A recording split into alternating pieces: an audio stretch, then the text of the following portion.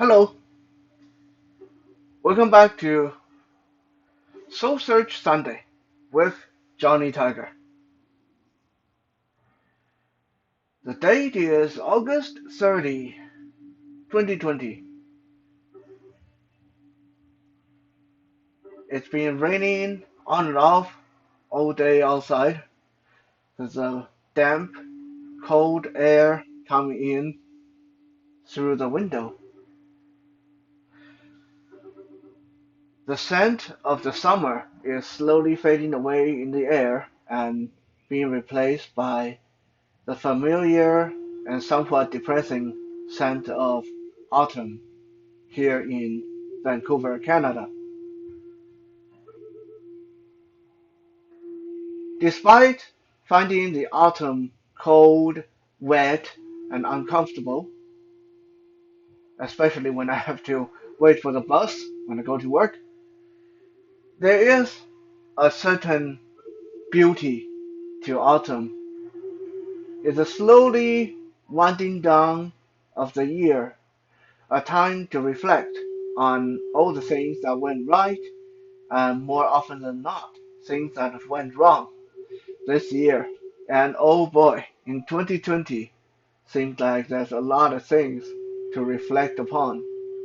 But at the same time, I think that 2020 had also been a very big eye opener, a very big reminder to everyone in this world that we should not get complacent about our place on this earth. That a simple little virus can easily wipe us out if it was just that little bit worse.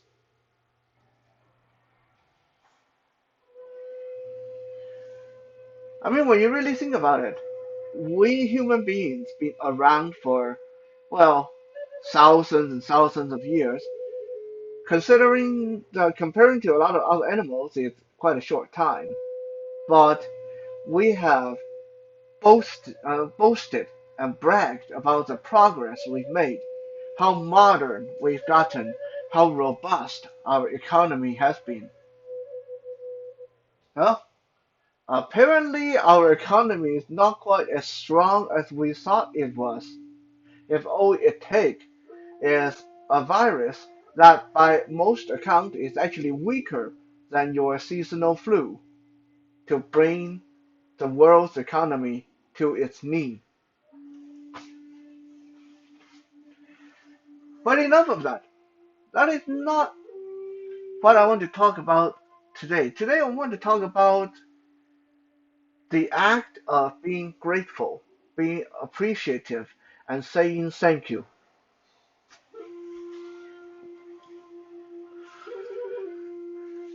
Despite that, I had a lot of bad things going on when I was growing up, a lot of questionable things that happened around me in my family.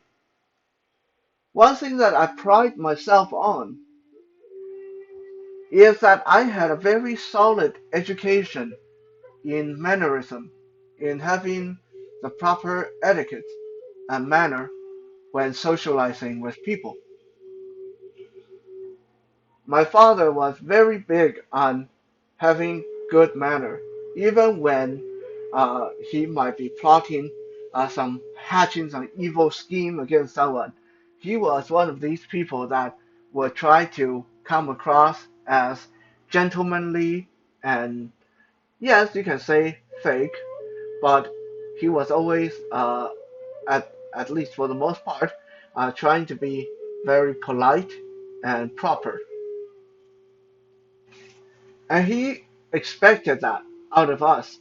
For example, when we were growing up, we were not allowed to laugh or talk too much at the dinner table. When you come to the dinner table, your whole purpose is to eat. And you're supposed to eat, get it over with, and get on with what other chore you need to do.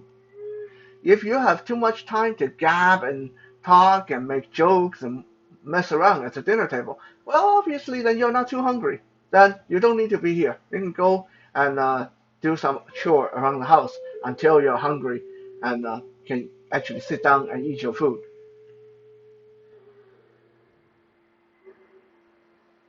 My father also had very strict rule around swearing, and in fact, when we were teenagers, every time if he would hear us swear or cuss, he would smack us across the face. The first time he told us, he said, "I'm going to tell you once, and from here on out, if I ever hear you guys swear or cuss in my presence again, there's going to be no warning. The minute that word leaves your mouth, I'm going to smack you really, really hard. Because apparently that is the only way you guys are going to learn." That was the one and only warning we got was regarding to swearing.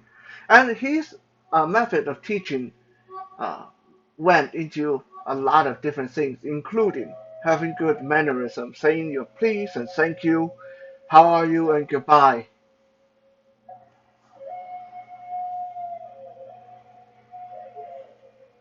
So throughout my life, I have always been praised as someone who has very good mannerism, very good manners. But there have also been times when I have been accused of not saying thank you.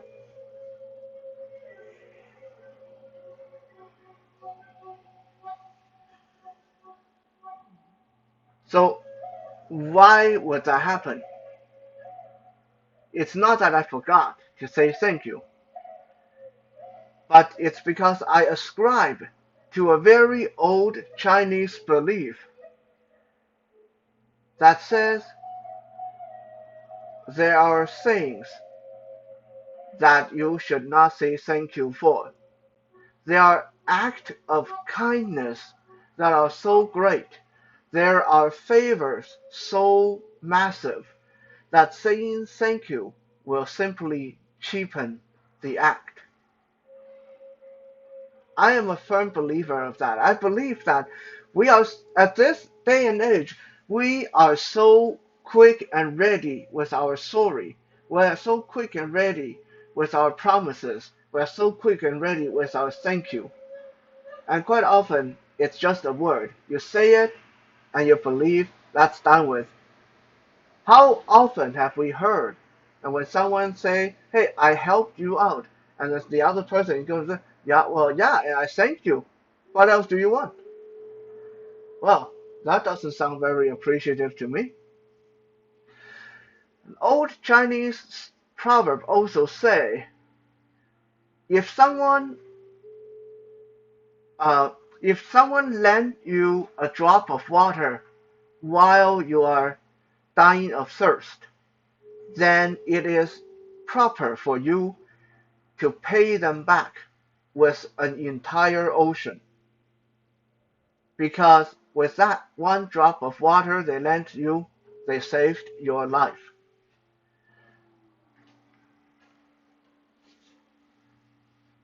So this is why, quite often, if the favor is simply so big and so important, I will simply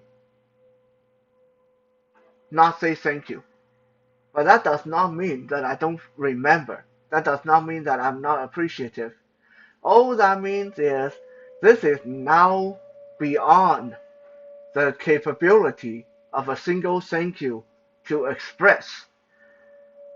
This is now stored in my head, and you can be sure that when the time comes, 10 years, 5 years, 20 years, or maybe tomorrow, when I see that opportunity, I'm going to repay your kindness tenfold, maybe 100-fold, if I have the capability.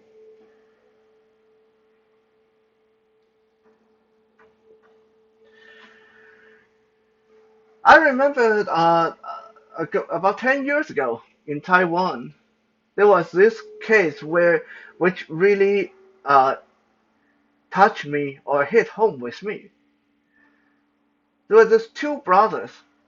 They were, I believe they were twins. They were twins.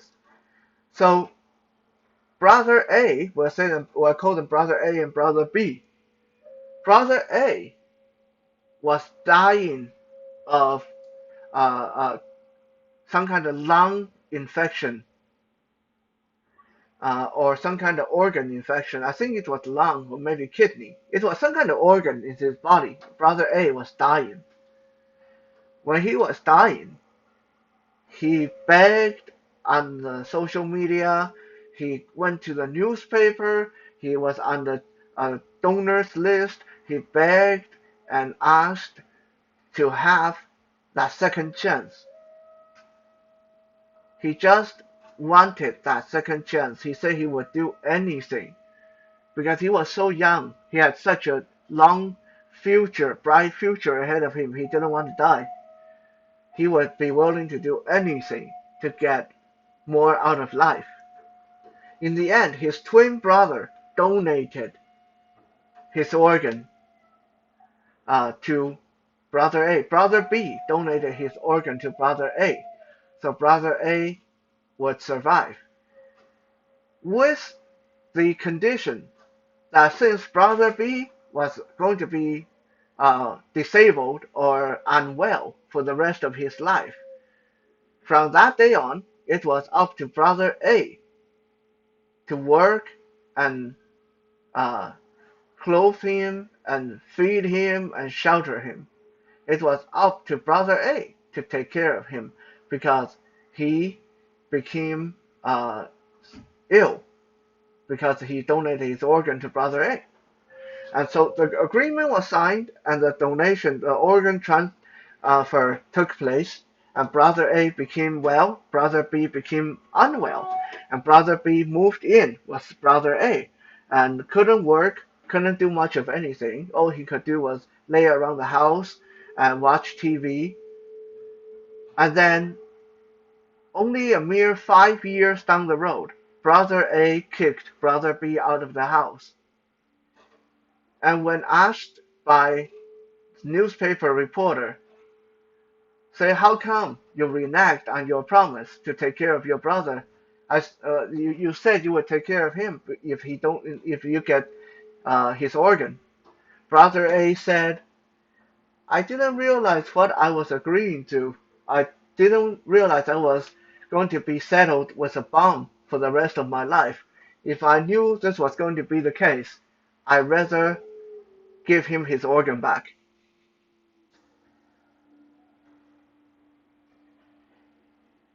Is there a right person? Is there someone in the right or in the wrong here? I don't know. You can look at it from both ways. But for me, this showed a distinct lack of appreciation. For me, this showed someone who had no honor, who had no manner, who said thank you and then forgot about the promise he made.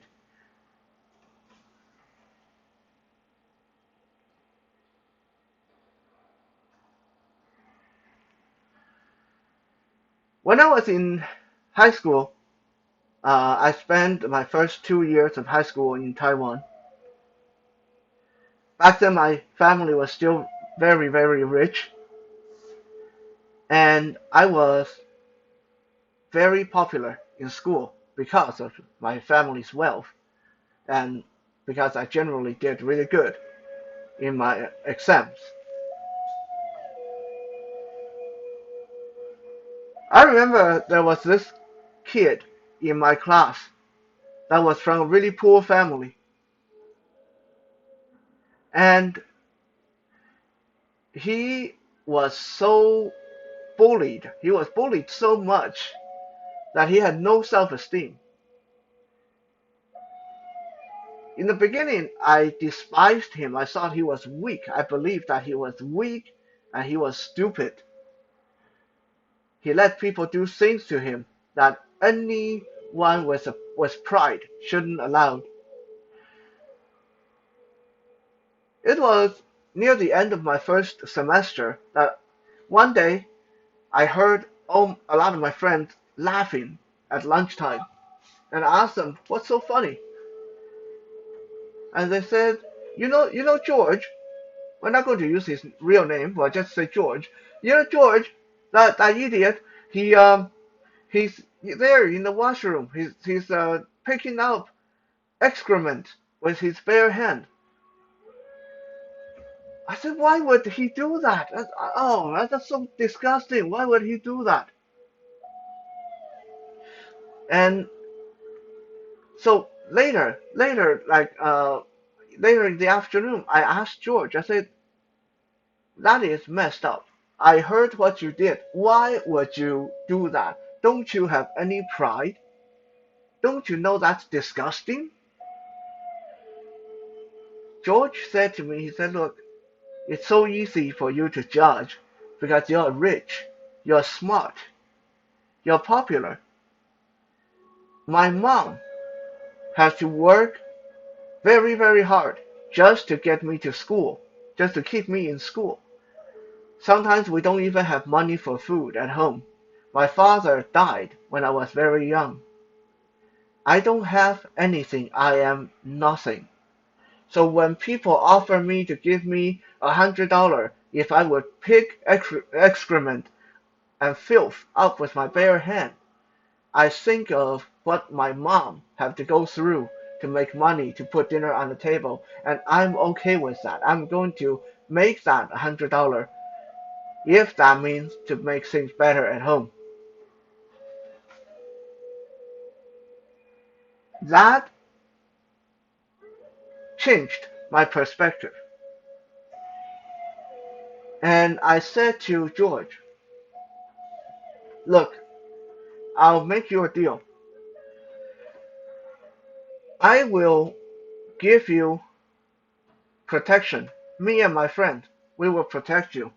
Anytime anyone tries to bully you, you come to us. We'll deal with it. I will tutor you so you get good mark in class. And I will give you $100 every day. That's half of my allowance. I got $200 every day, which amount to $10 Canadian, by the way. $200 sounds a lot, but that's only $10 Canadian. Uh, I will give you half of my allowance. I'll give you $100 every day. I'll do all that.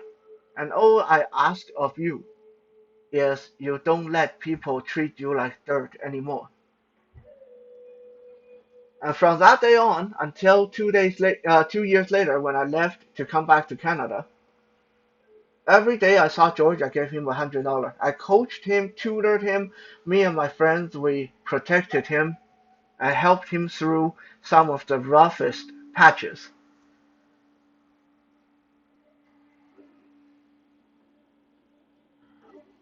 Before I left Taiwan to come back to Canada, all my teachers and friends got together and made this cassette tape. They recorded their farewell on this cassette tape that I could take with me. Some of them were very extravagant, some of them were very eloquent, and it was, "Oh, you're such inspiration, you're such motivation, we love the way you help us in school, blah, blah, blah, blah, blah." A lot of good messages, but none of them touched me as much as the one from George.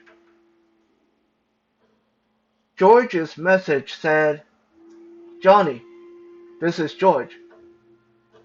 I don't know what to say, because nothing I can say is enough to repay what you did for me in the past 2 years. So I'm not going to say thank you. I will just say goodbye, and please take care of yourself."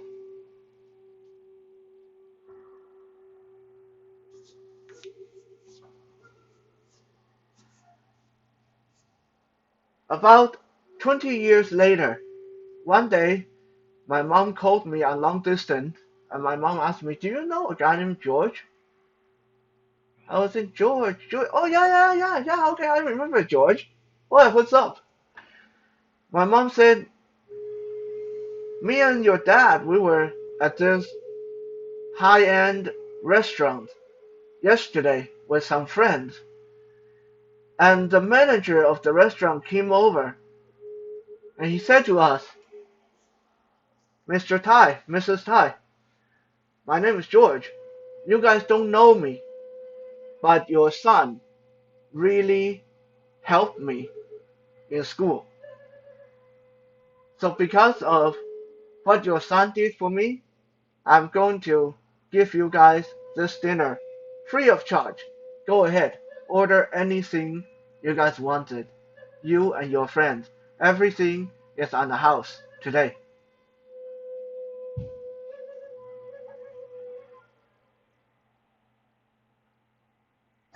Thank you for checking out today's Soul Search Sunday. We'll be back again tomorrow for Music Monday. For now, be grateful that we are all here to listen to a blind guy talk crap despite of all this craziness going on in the world. And I will see you guys later.